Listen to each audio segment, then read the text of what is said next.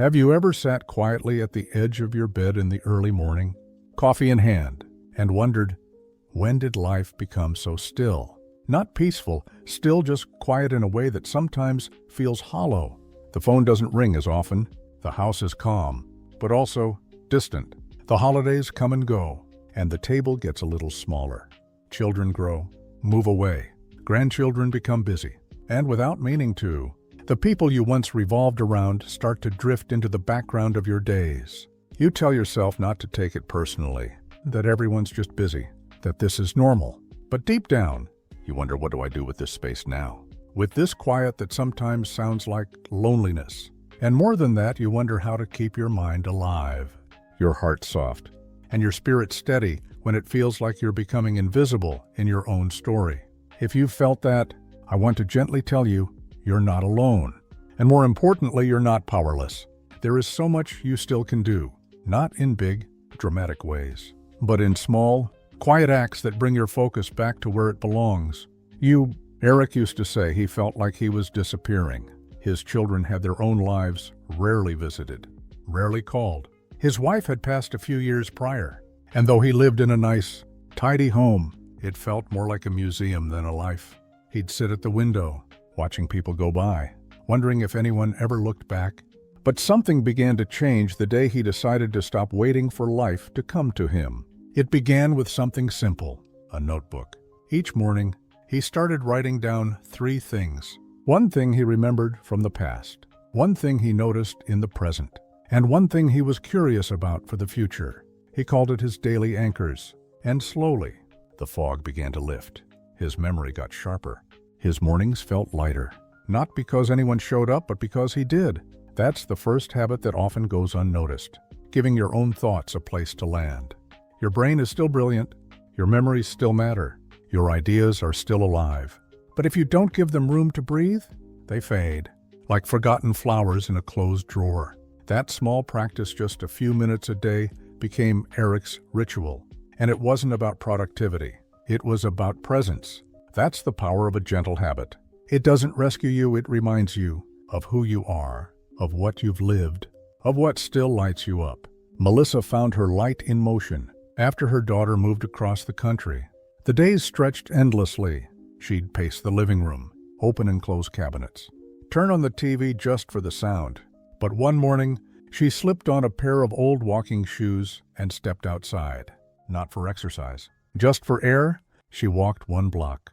The next day, 2. By the end of the week, she was strolling through her entire neighborhood. Not briskly, just intentionally.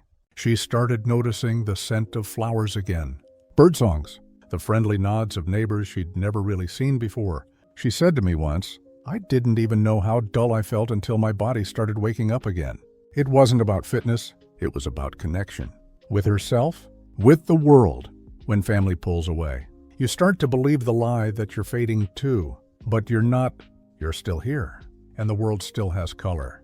You just have to step into it again, one small habit at a time. There's so much noise about staying mentally sharp after 60. People talk about crosswords, brain games, learning new skills, and those things are lovely. But sometimes, the sharpest thing you can do is slow down enough to notice your life again. Laura, who once spent every waking hour tending to her children and her aging parents, found her clarity in quiet observation. After everyone was gone, grown, past, moved on, she began sitting by her window with a cup of tea and doing something she hadn't done since childhood. Sketching. She wasn't great at it. She didn't care. It was the act of seeing shapes, shadows, colors that sharpened her mind. She said, it's like I'm learning to see again, not just out there, but in here. She pointed to her heart when she said that, because staying mentally sharp isn't about chasing knowledge. It's about staying awake, staying curious, staying here. And that calm you long for, that emotional steadiness you crave when the family stops calling, when the invitations stop coming, when the birthdays get quiet. That comes from creating anchors. Anchors in your routine, in your awareness, in your self-respect. Not routines for the sake of control, but rituals that remind you still have rhythm, you still have purpose, you still have a voice. Even if no one else hears it right now, you do. And when you start honoring your own thoughts, moving your own body, observing your own world, something happens. The sharpness returns. The fog clears. The peace begins to settle. Not because anything around you has changed, but because you have. There's something quietly powerful about choosing yourself, not in a loud or dramatic way, but in those small, invisible decisions you make each day, like turning the TV off and stepping outside, like reaching for a book instead of scrolling through memories that make your chest ache, like asking, what would bring me peace right now, and then actually listening for the answer. Because peace doesn't usually arrive with fanfare, it slips in through the smallest cracks of your routine. That's what Brian learned. He was 72 when he finally admitted that the silence in his home wasn't just about missing people, it was about missing himself. After his children moved out and built lives of their own, he thought he was handling it well. He still cooked, paid bills, took care of the yard, but there was no spark. Just function, just going through the motions. One afternoon, without planning it, he dusted off an old record player tucked away in the garage. It had been his wife's favorite. He placed a vinyl gently on the turntable and sat back, expecting nothing, and something opened. The music wasn't just sound, it was memory. It was feeling, it was warmth. It brought back parts of him that had been asleep for years. That became his new habit. Not the music, necessarily, but the returning every day. He committed to doing one thing that connected him to a part of himself he hadn't visited in a while. A song, a favorite meal, sitting in a chair that reminded him of Sunday mornings. That habit, so simple, brought not just clarity, but comfort, because we often forget that comfort isn't always about being surrounded. Sometimes it's about reclaiming parts of yourself you put on a shelf for others. Maybe you used to dance, or write letters, or sing softly while folding laundry. Maybe you once took joy in arranging flowers, or sewing buttons, or building little things with your hands. These aren't frivolous hobbies. They're threads in the fabric of your identity, and reconnecting with them is a powerful way to stay mentally engaged, not because it's productive, but because it keeps you present. Melissa started keeping a small garden on her windowsill. Just herbs at first, then tomatoes, then flowers. She had never gardened before. Her husband used to do it. But now, with her mornings stretching long and quiet, she decided to try. She said, "Every morning, I open the blinds and check who bloomed while I was sleeping. It feels like someone's talking back to me." That habit, tending to something small, grounded her. It gave her mornings meaning again. It gave her something to look forward to, and something to care for that didn't ask for more than she could give. Because one of the most emotionally stabilizing things you can do after 60 is build habits that care for something outside of yourself, without it becoming a weight. Caring for a plant, feeding the birds, writing letters to someone who may never reply. These are acts of quiet generosity. They bring you back into rhythm with the world, gently, without noise or expectation. And they help remind you your love still matters, even if it no longer flows toward the people you once gave everything to. That's a hard truth, that sometimes the people you raised, the friends you were always there for, the family who used to fill your days, fade. Not always in anger, sometimes just in distraction, in distance, in lives that filled up without space for you anymore. It hurts. Of course it does. But that pain doesn't mean you're unlovable. It just means it's time to stop pouring where nothing grows. That's why small, consistent self-anchoring habits are so powerful. They replant your roots in your own life, in your own time. Amber found hers in puzzles, not the online kind, the physical, cardboard, 1,000-piece kind. She'd sit by the window in the afternoon and work quietly. At first, it was just a way to pass time. But soon, it became a meditation, a way of seeing how even scattered pieces eventually come together. She said, "It reminds me that things don't have to make sense all at once. I can just work with what's in front of me." That kind of habit doesn't just keep your brain sharp, it steadies your emotions. Because when the world feels uncertain, when people drift and plans fall through, having something you can complete, hold, finish, gives you back a sense of control. And we all need that, especially when it feels like we've been left behind in a world that moves too fast to notice we're still here. But you are still here. And the way you move through your day matters, not just to you, but to the energy you bring into the world, to the quiet spaces that are fed by your presence, to the birds outside your window, To the neighbor who nods and smiles when they see you walking by? To the plant that leans toward your light?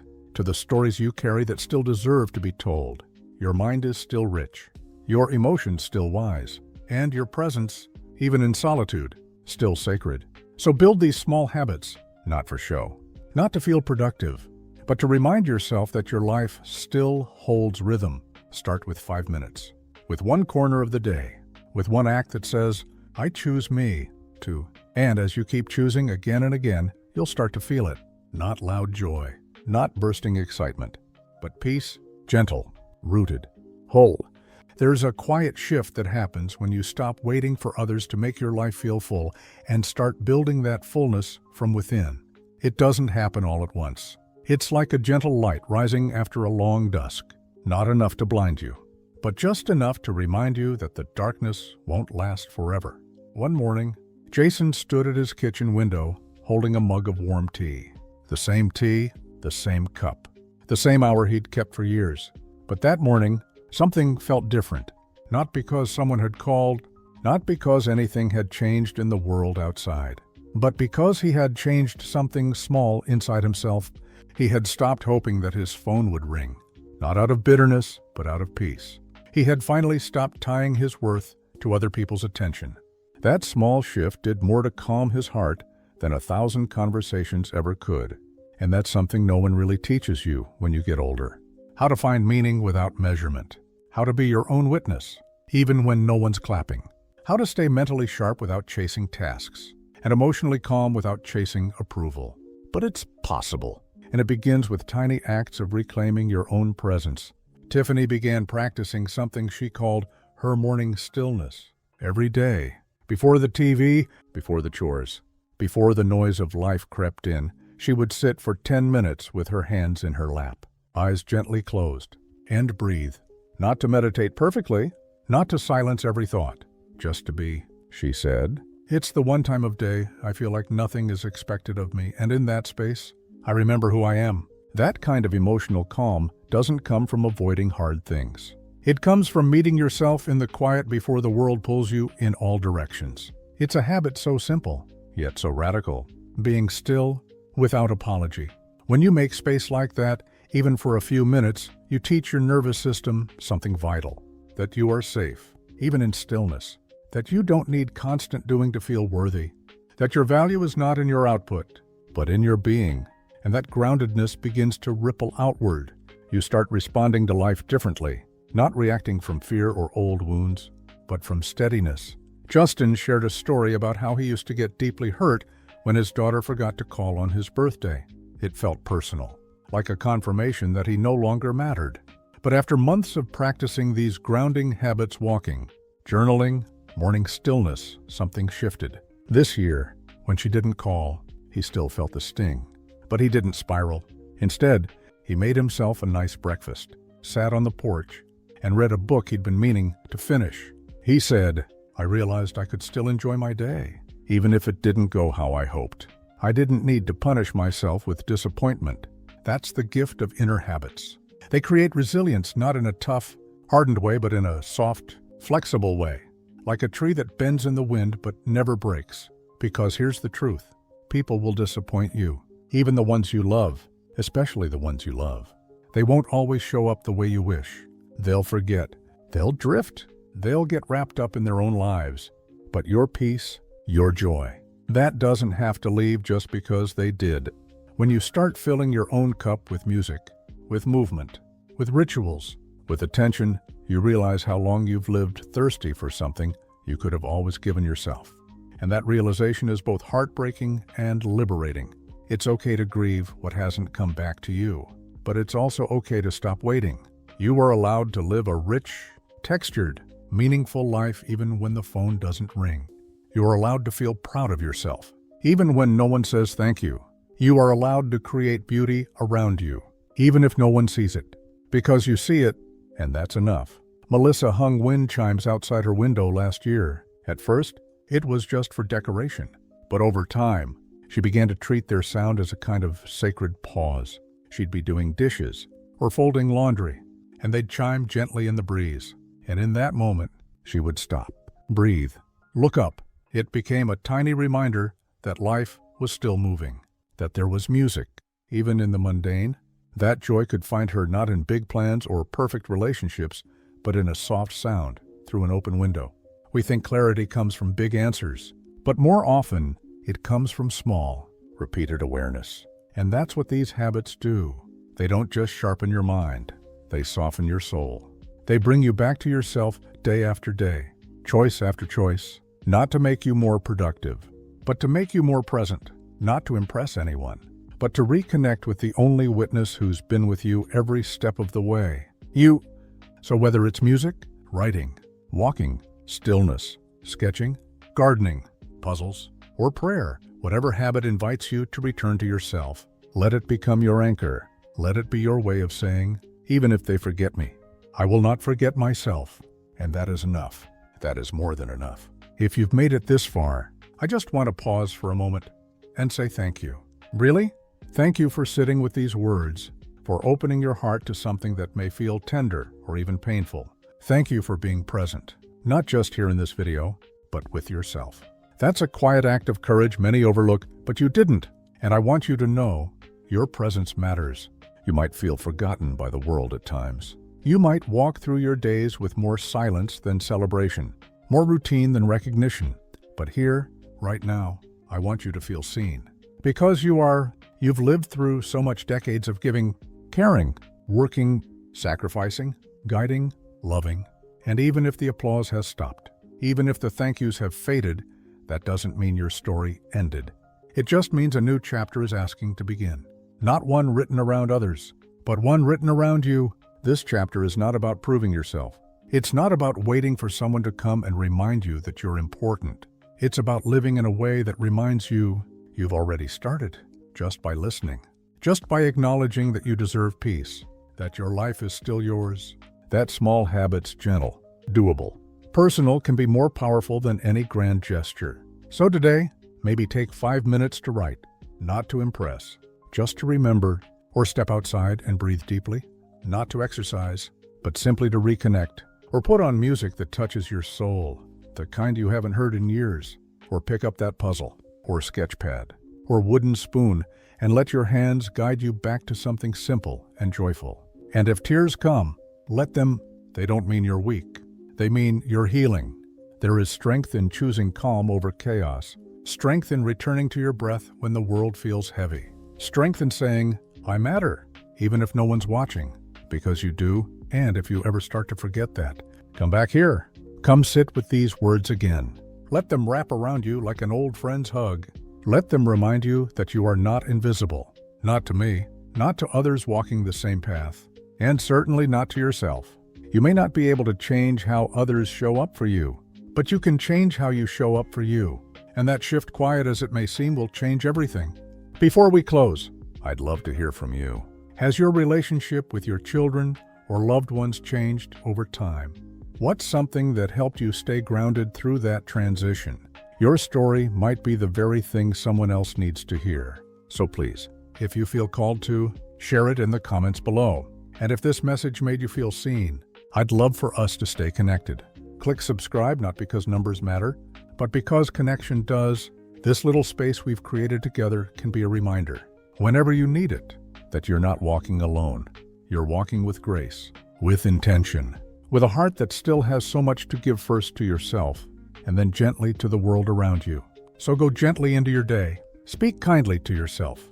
Choose one small habit that brings you home to who you are. And remember, your story is still being written, and the pages ahead, they can be soft and beautiful and fully yours. Until we meet again, take care of your heart and let it take care of you.